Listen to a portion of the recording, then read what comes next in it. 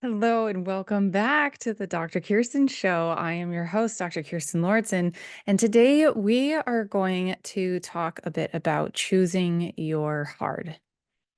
Isn't that such a fun topic? And again, this is another one that is not planned. This is just me going off of what I feel like needs to be said. And it's top of mind. So one of the things that I have been really thinking about is this concept of choosing your hard. And and as many of you know, the functional medicine or the functional motherhood course is coming up soon. We're going to be opening our doors for the third round here, coming up shortly. So this is really top of mind because one of the things that is with the course itself has really shown, the experience of it has really shown to me and to the women who have already gone through it, is that doing the deeper work is hard, but when you get to the changes and you see the improvements and you're no longer sitting in the patterns that you had, my question is always like, which hard are you going to be choosing? So here's a good example. I've been talking a lot about burnout and overwhelm, especially inside of motherhood. And I don't know about you all, but the summers of June and July, like that month, those couple of months were just really, really hard seasons for me. It was a really, really hard month. And there were just a lot of old patterns that really, I think, needed to be released and were just calling to be felt. And what was fascinating about it too was that I was using a lot of the tools that I teach inside of the course, but I also think that sometimes there are just times that we need to just sit with whatever that is. And no matter the amount of tools that we use or have, maybe we can look at it as, and maybe this will help for somebody out there that maybe is already doing a lot of this stuff, but maybe it's just a season where we just need to sit in it and we just need to allow it to move through and allow it to work itself out, um, versus constantly trying to use tools to like feel better and avoid actually like feeling the thing. And, I've had so many revelations over the last couple of weeks, actually, just kind of coming out of that season. One of the things I also realized is that a lot of this work that I've done for, my mindset and my emotions and healing, being very repressed and things like that, one of the things that I realized was that some of the patterns that have been playing out are actually a result of a lot of the changes and the rewiring that I have done. And sometimes it doesn't always look the way that we think we want it to, but when you can look back at it and see it through a different lens, we can actually see some of those new choices playing out. So here's an example. When I was pregnant, one of the things that happened was that my business kind of just slowed down, which was not intentional. I would have worked all the way up to, and I've talked about this a little bit, but I would have worked all the way up till the day that I like gave birth. Like I literally, that was the choice that I had been focusing on. And I thought for a while that when my business was slowing down, that was so odd because there was nothing that was like causing it. I wasn't like not selling. I wasn't not, working still with clients, but I just found it so fascinating because also like I still had my clients that I was working with, but like a lot of those new clients were coming in. That is a very common thing for me, right? And I was like, okay, well, is this something that I'm doing wrong? Like, have I messed something up? Am I, repelling people? Am I not doing something that I should be doing? And I was just constantly reflecting and thinking that maybe like there was just something really wrong. Now a year later, looking back, one of the things that I've realized is that that drive to work all the way up until labor was an old pattern of mine that would work and work and work at the expense of myself. at the expense of my well-being, at the expense of my health. And a few years ago, and throughout the journey of trying to heal myself, I made a different decision. I chose something different for me, and I chose to believe instead that that's no longer going to be my pattern, that I'm no longer going to be here to um, work myself to death and to use work and doing as a way to avoid the other things that need to happen, and especially too when it is going to be at the risk or cost of me and my well-being and my health. So that's a really powerful realization, right? And it really helped me reframe like, okay. And so then I started seeing it too through this other lens of like, okay, so if that is what I was doing, the other things that then happened during that time, and I really want to bring this to your attention, especially too if you are one of these people, and if what you do relies quite a bit on you being creative or coming up with new ideas or innovating something, or if you're an entrepreneur or whatever. um this is really, really cool. So also during that time, I had the opportunity to really reflect and look at a lot of the things that I was going through in knowing that I was becoming somebody else. Like I was very much so present to this, which I think sometimes people aren't, which brings me to what we're talking about today. But I was very present to the fact that I was grieving the life that I had before having kids. I knew that it was going to change. I knew that it was going to be different. So I really had the opportunity, because I had all this time, to really enjoy that time when I was just getting to do whatever I wanted to do. Was it stressful in a different way? Sure, because I wasn't necessarily working and bringing on, new clients, and that was definitely stressful from that side of things.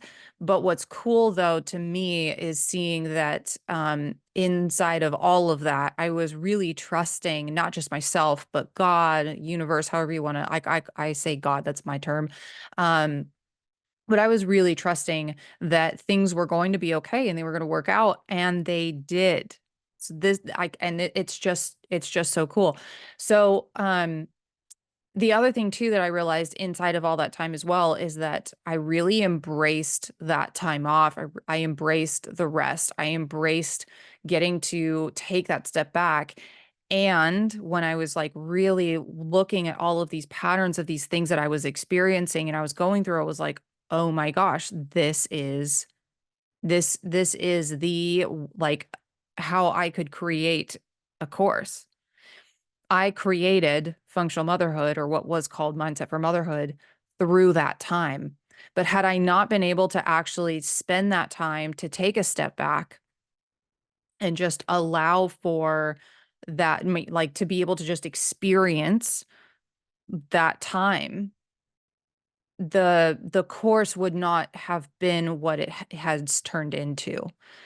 And you'll hear about this over and over again, and I tell you this, when you are at max capacity and constantly just like in go go go mode, and you do not take time to like rest and recover and take a step back to just like allow for things to kind of just happen, if you don't ever give yourself the permission to be able to do that, there is like you will find that when you actually do that, yeah, you'll see that there are so many more um, ideas that come to the forefront, and you get to experience life in a very, very different way.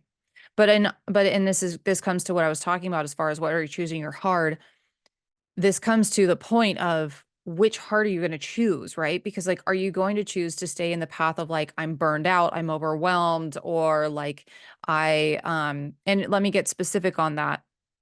If you feel that you are constantly tapped out, like you don't have any sort of capacity for anything else, and maybe you feel like you are constantly looking for people to to pass your kids off to, or maybe you're feeling like you're so burned out at work, if you were just to take time off from work or press pause, then maybe the burnout would go away. But maybe for some of you, you've already made that decision and you realize that the burnout and the overwhelm followed you into motherhood, and now you're like, well, now what? Or maybe you're finding that you're just very overwhelmed with the to-do lists and the things that you need to get done, and you're struggling to be able to actually take that time and rest or just dial things back a little bit, because you for so long have found so much of your value, you've placed so much of your value and your worth on the things that you accomplish and the things that you do. These are all patterns where we kind of get stuck in and we end up choosing that hard instead of choosing the hard that actually allows us to face the emotions, the beliefs, the patterns that are creating those patterns that you're living out. Yes, it's hard to look at that stuff because it's deep inner work. But when you choose that, the the things that happen on the flip side are that those old patterns are no longer creating that same grind, that same difficulty, um that same, just like constant feeling of like it's never going to change, nothing's ever going to get better, and it's always going to be this way.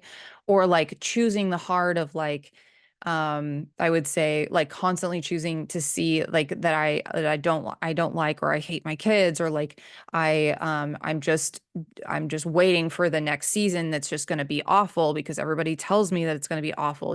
All of these things that we tend to do where we tend to choose these patterns and programming that you're not consciously choosing, right? Like these are things that we have learned and picked up on over time, but you can choose something different. It takes inner work for sure, because you have to address and look at why and where those patterns are coming from. And they very often come with they're tied to beliefs and memories that are hard to look at. They can be really painful. But in my opinion, it's actually more painful to stay in that place where you realize that you're living a life right now that you don't like. You're not happy with where you're at right now. And it's more painful to choose that over and over and over again than to actually look at the things that you don't want to look at and start living and creating a life that you actually do want to be living. And then it becomes so much easier to give yourself permission to take some time to actually enjoy the life that you've built because you actually have been creating that thing. I just want to like let that sink in for a minute. Because I think so often we're told like, okay, I need to rest. Okay, I need to take time off. But like then when you actually do that, you don't really love the time that you have, or maybe guilt comes up, or maybe you feel ashamed of, or embarrassed of needing to or wanting to take time off, and you're no longer just feeling like you have this drive to just do all of these things. And maybe there's a part of you that's kind of calling you to take a season to be home with your kids, or maybe there's a season that's calling you to just slow down a little bit. But there's so many emotions that are tied up in all of that. It can feel really hard. Um for some reason I'm feeling like all of that needed to be said, and I don't actually know where else to go with all of this, so I might just end this here. Um But I'm so curious, like, are there areas where, um, you are I would love to hear from you. I would love to know if you are kind of choosing something hard, if you're choosing this current life, or if you are living something out that you're realizing this is something that you do not want to have anymore, but you're avoiding actually doing the work to get to something different. I would love to chat with you. 'Cause one thing that we do inside of functional motherhood is I help you get to the root of a lot of those patterns. One of the really fun results that kind of came out of some of the last rounds is that there were a lot of patterns of like when things would be hard, or when things were not going well, or there were a lot of negative things that came up, there's a lot of like wanting to go and sort of like retreat and be alone versus leaning in to the relationships that we have, or feeling very alone, like we don't have very good support systems, and just constantly seeing it through that lens. So whenever somebody would say like, well, you need to be able to ask for support, like why aren't you asking for support? Like, you should be asking for help. But there was so much guilt with receiving it.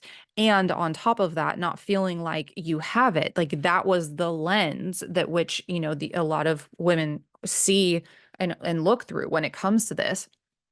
Or maybe even too, you've had along the way this belief that you've picked up of like women should be able to do all of the things. Oof. Is that a tough one? Especially if you're here and you're like me, where you have a career, maybe you were on your own business, or maybe you're a very successful person outside of motherhood, and then you add motherhood on top of it, and you're like, well, I've got to do all of these things as well. Like it's just not sustainable. So you've got to, in some ways, be able to delegate or ask for help somewhere. But if you feel like you can't do that, then yeah, like it's going to be really tough. You're going to constantly be bumping up against burnout and overwhelm. So anyway, like that was one of the things that kept coming up over and over and over again. And then by the end of it, by the end of the 8 weeks, this is what's crazy. 8 weeks, just a couple of months. And every single woman who has gone through the course so far has, told me like, oh, I'm doing this for myself now and it feels amazing. Oh, I'm able to show up better, here. And then it also gave my partner permission to do something for them. Oh, and like I can just list off so many things. But it's just so cool to get to see how people like they're just doing that inner work. And this is another thing that I just wanted to mention here too, is that it's just so common when we're looking at motherhood that it's like, oh, we need to be reading more books to how we can parent better. Oh, we need to be getting more tools on how we can set better boundaries with our kids. Oh, we need to be getting better tools to be able to build like confident and secure relationships with our kids and be able to handle their big emotions and all of these things. And it's so, so, so centered on the kids. But the thing is that so much of that starts with you. It starts with your relationship to those things. Like if we think about you transforming or being able to create space and help your kids through their big emotions, if their anger and frustration is triggering you because you were told as a kid that expressing anger was something that you don't do, like it's going to be really, really hard to hold that space for them without you also being like repeating some of those same patterns, right?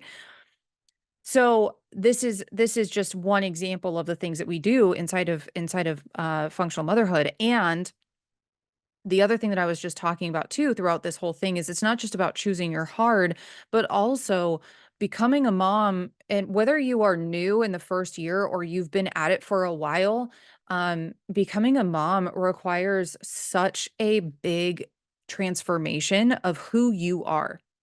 If you are someone who has constantly been doing and doing and doing, and you're very like you're successful in your life, you're ambitious, maybe are you feel that pressure to just like do things quickly and to go, go, go. And like things also maybe need to be done very well. If you're like that kind of person, what you may be finding is that inside of motherhood, that's really hard to balance that part of you with the creative flow, the flexibility, the adaptability of the other part of what motherhood is. It is more of a being than it is a doing, which essentially means that you are creating a new version of you. You are needing to show up as a different person in the sense of like when you become a mom, you are literally creating a new identity, and it happens so fast. Like I'd say this to when it comes to like becoming an Iron Man or like an athlete, right? Like that's an identity that you choose and like just happens gradually over time as you become more consistent with like doing your workouts, and eventually you tack on a few races and then you're like, okay, like I'm starting to become, I could start to identify as an athlete. And then, over time you maybe do some of those races and you're like, cool, like I feel like I own this identity. And now you're somebody that knows like, okay, well, when I want to do this thing, then I hire this coach and then I do this and then I do the things and then I sign up for the races and then it all happens, right? But motherhood happens, although it you would, so it happens when you even start deciding that you want to try to conceive. But the changes physiologically happen in your brain as you go through pregnancy. But when you are actually a mom, like when you have that kiddo earthside, the identity shifts that happen are so fast, but they're partnered with a lot of the hormone changes, with the cortisol and stress of learning and how to be a mom, learning how to have multiple kids, how to make a lot of those shifts and changes, and who you are going to need to become in order to be that person. The reason why it can feel so difficult and so off-putting is and create a whole lot of anxiety is because you are changing, but you're changing at such a big rate. Your capacity is literally expanding, and it's calling you to do that in a way that is very, very different than anything else you've probably ever experienced in your life. And not only that, but the old ways of doing things most of the time don't fit anymore inside of this new way of this new life that you have. And that is sometimes so frustrating, and it can feel so uprooting because you can't fit those old things in. And so then you're like trying to do these things in this old way. And then now you're like, wait, this is no longer working. And it can just be a whole thing. So if this is you, and if you're just like, oh my goodness, like these are all these things I've been experiencing, or like maybe that's something that you experienced, but then you lost yourself inside of motherhood because instead of actually learning and coming home to you, to learning who that person is, you kind of put a lot of that time and you just shifted a lot of that into just focusing on your kids and meeting their needs and not doing some of that inner work for yourself. um, you might be a few years in thinking like, "Oh my gosh, like who even am I anymore?"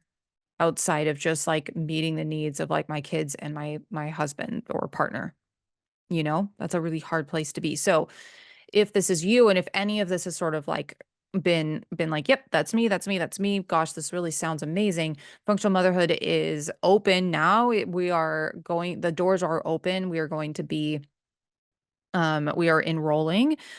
So if you are interested and you would like to learn more, I will have a link in the show notes for that. But also, you can just come find me, either send me an email or send me a DM over on Instagram, and I would be happy to give you more details about it. And yeah, it's gonna be freaking fantastic. It has been every round so far, and the transformations that people get inside of it are just the coolest. So thank you for listening. I'm so glad you were here today. And on the next episode, I'm not sure exactly what we're going to be talking about yet, but it will definitely be something along these lines of just these things that keep coming up that are really just top of mind issues that I keep talking to people about, but that also I have been really reflecting on and I have experienced at some point. And I'm just really loving being able to kind of chat this way with everybody, with you.